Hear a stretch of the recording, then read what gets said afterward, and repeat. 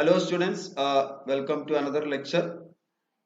So in the last lecture we had completed the cantilever retaining wall. So as I said, today we will start with a full problem on counterfort retaining wall. So what is counterfort retaining wall? That you have seen in the previous lecture. So just for reference, I have opened the previous earlier lecture as well. Now this is the question. Design a suitable counterfort retaining wall to support a level backfill 7.5 meter high above the ground level on the toe side. Assume good soil for foundation at a depth of 1.5 meter below the ground level with a SBC of 170 kilonewton per meter square. Further, assume the backfill to comprise granular soil with a unit weight of 16 kilonewton per meter cube and an angle of shearing resistance of 30 degree. Assume the coefficient of friction between soil and concrete to be 0.5. Use M25 concrete and Fe 415 steel.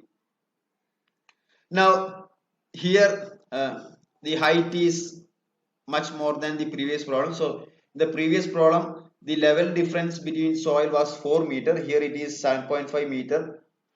So it again goes back to what I said initially when I discussed the theory that beyond a certain height cantilever retaining wall is not economical. So even for this height we can provide cantilever retaining wall, but it becomes very uneconomical. Okay, so that's why you will be providing counterfort retaining wall. Now certain other aspects of the question is similar to the previous problem, except that here you don't have a surcharge and the soil depth is 1.5 meter, SBC is 170, and you are asked to use M25 concrete. So that those are the differences. Other things are similar. So let us solve this problem. First you will calculate height. So remember, in all retaining wall problems, our height is total height including the level difference between soil plus the depth of foundation. So 7.5 meter is the level difference, 1.5 meter is the depth of foundation, so 9 meter is the total height. Theta is 0 degree, it's a level backfill. Phi is 30 degree, same as previous question. Mu is 0.5, gamma is 16. Allowable soil bearing pressure is 170 kilonewton per meter square. So you can quickly calculate active earth pressure coefficient and passive earth pressure coefficient. It might be already a by heart for you, right? For phi equal to 30 degree, it is 1 by 3 Ca and Cp is 3. Now I'll also refer back to certain things we discussed. Remember, in one particular lecture we discussed the proportioning, initial proportioning of cantilever retaining wall and counterfort retaining wall. So this is the lecture, I just kept it for reference. Now one of the primary things is the spacing of the counterforts. So spacing of the counterfort is 1/3 to 1/2 the height. So height you have already calculated 9 meter. So this turns out to be 3 meter to 4.5 meter. So let us assume a counterfort spacing of 3 meter. Okay. Now other things are you'll be taking a percentage of height, right? 5%, 6%, 8%, etc. Now what you have to focus here is, see, in the case of cantilever retaining wall, the thickness of stem and toe portion were proportionally similar in the same way. Means initial proportioning we are taken same for toe and slab in the case of cantilever retaining wall. But in the case of counterfort retaining wall, as we discussed in the theory, toe slab is different from heel slab, because heel slab it is now strengthened by the counterfort. So thickness of initial proportioning thickness of toe slab should be separately calculated from the thickness of heel slab. Now one more thing that we said was that there is a possibility, or you can provide a buttress at the toe portion. So just like you are providing a counterfort here, at the heel portion also you can provide a triangular buttress. So if you are indeed providing that triangular buttress for initial proportioning, you can take the thickness of toe as 5% height, otherwise you have to take 8% of height. Now 8% of height is similar to what we are used in cantilever retaining wall, and that makes sense because if there is no buttress, it is behaving at least the top portion is behaving exactly like the cantilever retaining wall. So let us assume that there is no buttress you are providing. So I will go to the section also. So let's assume you are not providing any buttress on the toes right side. So which means you will assume a thickness of 8%. Okay, so that is as per our document. So based on 5%, 6%, 8% and all these rules that I discussed, you will calculate the thickness of counterfort, stem, toe and heel. So thickness of counterfort, we round off it and it will be 50 centimeter or 0.5 meter. Thickness of toe slab, it is 8%, 720 mm, and thickness of stem is 0.54 mm. We round it off to 600 mm. So thickness of stem is 600 mm. Now we know that it is a practice that we will taper the stem. Okay, so I will taper the stem, and what we said was this top width minimum it should be 15 centimeter. Okay, now this is a counterfort retaining wall and the height is 7.5 meter. So we won't taper it very less, so let us keep it as 30 centimeter. Okay, so this will be the initial proportion: 720 mm toe slab, 500 mm heel slab. As I told you, in counterfort retaining wall you are treating toe and heel initial proportioning separately. In the case of cantilever it was taken together. Okay, and heel is 600, this is 30 centimeter, and thickness of counterfort is 50 centimeter, which you won't see in this view, you will see in this view. This thickness of counterfort is 50 centimeter. Okay, now I also want you to appreciate this height. Okay, this height is 7.5 meter, clear to clear between ground level surfaces. So if you are taking a typical 3 meter high story height, so this is 2.5 times that. Okay, and if you include the soil depth, it comes to 9 meter, which is actually like a 3-story building. Okay, so just try to imagine, just get a physical feel of these numbers. Anyway, so these are the initial proportioning. So you have, yeah, now we have to work out the length. Okay, now we had spent one full lecture in which we had discussed the position of the stem with respect to base slab. Okay, and one thing we said when we discussed that portion was that that guidelines are common both to cantilever retaining wall and counterfort retaining wall. Okay, and what we said was the for economical proportioning, the resultant of soil pressure should be aligned with the vertical face of the stem. Okay, and that can be calculated approximately using this formula, exactly similar to what we did for the cantilever retaining wall problem. So x, or the location of resultant, is under root Ca by 3, active pressure coefficient by 3 into h, and you already know what are Ca and h. So based on that we will calculate x, which is the location of resultant, which is the location of vertical face of the stem from heel. So that comes out to be 3 meter. So that is this 3 meter. Now that is about this portion. Now just like a cantilever retaining wall, the toe slab length is decided by the nature of pressure distribution we want under the soil. Now, for economy, of course, it is easier to assume that you want a rectangular pressure distribution. But what happens is, if it is rectangle, this should be equal to this, which means the toe slab length should be 3 meter. So, considering economy, we won't go that much.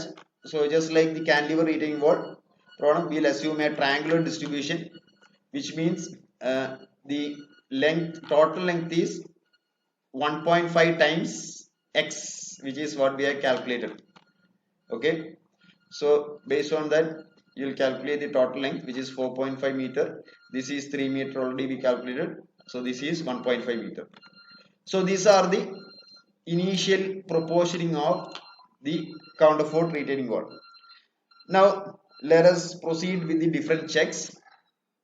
So first, just like last problem, we'll follow the same sequence. We'll first do the overturning check, and then we'll check for soil bearing pressure, and then we'll check for sliding. Now, for overturning check, remember that in the last problem or cantilever retaining wall problem, you had surcharge load. So here there is no surcharge. So you will only have that triangular distribution. Okay. So active earth pressure, the total force due to the triangular distribution formula is already known. So it is 648. Sorry, it is 216 kilonewton. Okay. So for overturning, you have to calculate the moment about toe. So lever arm is h by 3. So that is what you have taken. So total active earth pressure into h by 3 will give the total overturning moment. Now we have to calculate the restoring moment, for which we'll go for the same table which we have used earlier, and again same methodology. So remember, first we'll calculate W1, which is this portion, which includes everything. Okay, so in this calculation we'll remember, this is soil, this is concrete. So we'll use the average unit weight, or we'll use the unit weight of soil, which is 16 kilonewton per meter cube, sorry. And later, when we calculate W3, we will not use the full unit weight, which we will use the balance. Okay, which is 25 concrete sulfate minus the sulfate of soil. Now, since you have already done the assignment, these portions might be clear for you also, so I won't be discussing too much on that. But one thing we will do is, see, you have counterfort at these regular intervals, right? So this portion actually consists of the actually it's different where you have counterforts are spaced at 3 meters. For in this particular problem we have calculated the spacing. So what happens is, actually you have to separately calculate the sulfate of counterfort here. As per this calculation, you are assuming that it is soil here also in the triangular portion. Okay, so that is a little conservative assumption, which strictly speaking it is okay, it won't create much of a difference. So instead of taking the sulfate of the concrete for this triangular counterfort, you are using the sulfate of soil itself, so that calculation is easy. And one more thing is, here you have to calculate the heel portion and toe portion separately, because the thicknesses are different, unlike the case of cantilever retaining wall where thickness was same. Okay, that's why in the case of counterfort retaining wall I am having an extra column W5. In the case of cantilever retaining wall I was having only up to W4. Okay, anyway, so the remaining steps are same: sum of forces, sum of moments, distance of resultant from heel. Okay, so that is what we have calculated. Now for overturning check, we have to take the stabilizing moment, which is about the toe portion. So you have to rework the moment based on the lever arm about toe. Again, same procedure that we used earlier. Then the check itself, 0.9 times restoring moment divided by 0.9 times divided by overturning moment. So it works out to be 1.969, which is greater than 1.4. So it is okay. So overturning check is okay. Now let us proceed for soil bearing pressure check. Again, same calculation. So what we do is we will take the resultant of the forces about the heel portion. Okay. Okay. Yeah, for calculating soil bearing pressure at the footing base, just like the last problem, we'll take moment of all the forces about the heel. Okay, so you have the moment that is due to active earth pressure, and you have moment that is a result of the weight. So you take sum of the moments, you divide it by the resultant force. So resultant reaction will be same as this vertical reaction. Okay, considering vertical equilibrium. So total moment divided by vertical reaction will give you the lever arm. So that is what I calculated here. So again same procedure. Eccentricity is length distance of resultant minus L by 2. So you will get some value 0.731. You have to check it against L by 6. Okay, to ensure that the resultant lies within middle third. So if it is greater than L by 6 means there will be tension at some location. So it is within L by 6 means there won't be tension. So then you can calculate the soil bearing pressures. So Q min is R by L 1 minus 6 E by L, and Q max is R by L 1 plus 6 E by L. So when you do the calculation, Q min obviously it will be satisfied because it is within L by 6. Q max works out to be 222.446, which is greater than the SBC that we have assumed for the problem 170. So which means it is safe. I'm sorry, it is unsafe. Okay, so it is unsafe for the maximum bearing pressure. So what you have to do? You have to increase the size of the base slab. Now this is the base slab. So what you do is let us increase the length of the base slab a little bit on the toe slide. Okay, so let us increase, right now it is 1.5 meter, let us increase it by 0.5 meter. So when you increase the length, there are two things that happens. One is the weight of the retaining wall increases, which will also increase the reaction, and then it also increase the location of resultant lever arm location. Okay, so let us do the calculation based on that. So you increase the length of the toe slab by 0.5 meter. So when you do that, already the length of toe slab is already the length of total base slab is 4.5. So when you increase it by 0.5 meter on one side, it will become 5 meters. Okay, so that is what I have written here. So first we will calculate the increase in weight. So this rectangular portion is extra. So 25 is the sulfate of concrete into 0.5 into 0.72 is the depth of toe slab. So this much weight has increased. Okay, so the resultant will directly increase by that proportion, because earlier resultant was 506.925, which was calculated here. So now it will also have the contribution to due to this. So it is 515.925. But what is significant is the length of increase in length.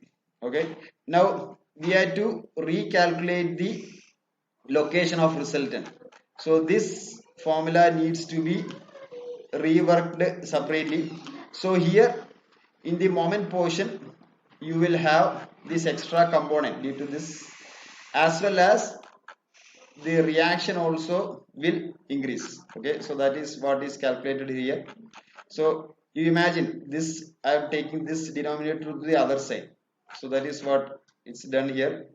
So this is the reaction into, so this reaction into lever arm equal to 863 and 648 are moments which are already here, which we used earlier, reactive pressure and sulfate. Now extra thing that will come is the moment due to this portion. So as you are taking moment about heel, the lever arm is 4.5 or 5 minus, sorry, it is 4.75, 5 minus 0.25, half of this is a rectangle, right? So lever arm turns out to be 3.012 meter. Again, you calculate revised eccentricity. So Q min is anyway okay. Q max, it works out to be 166.54, which is greater than our SVC. So it means it is okay. So I'll stop here. So today's class, what we did is, or today's lecture I should say, what we did is we started a problem on counterfort retaining wall. We worked out on the initial proportioning. We checked for overturning moment, check, it is okay. We checked for soil bearing pressure, it was not okay. We did some tweaks and it finally became okay. And next lecture I will continue this problem with the check for sliding. Okay, if you have any doubts, please let me know. Thank you.